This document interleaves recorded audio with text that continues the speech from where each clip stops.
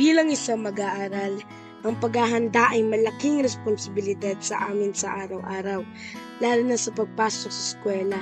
Sa umaga, hindi pa sumisikat ang araw, handa na sa hamon ng buhay. Bago bumangon, ako'y nagdarasal at nagpapasalamat sa Panginoon sa araw na ito. Sa Panginoon ako'y humingi ng gabay sa aking mahabang paglalakbay. Sa aking pagligo, malamig na tubig ang aking kinakaharap. Nagigising ang aking diwa. Ang masarap na almusal ay nagbibigay lakas, sipag at kaalaman sa akin.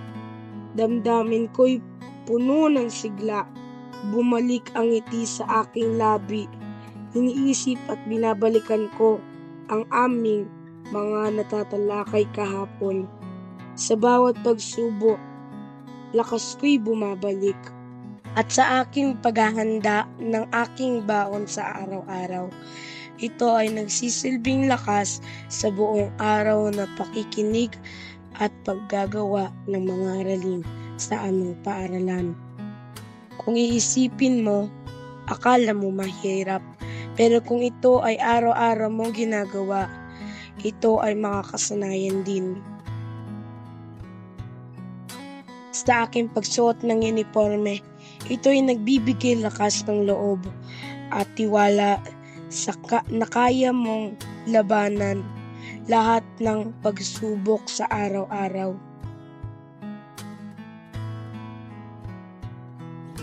Umulan o umaraw, hindi ito hadlang sa akin para hindi makapasok sa eskwela. Ang daan patungo sa paaralan ay puno ng kwento at pag-asa.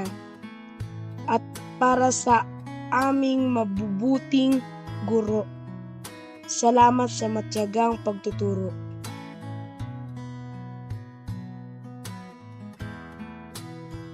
Pakikinig sa guro, aral ay mahalaga at sa pagsusulat sa papel ay pangarap ay abot kamay na.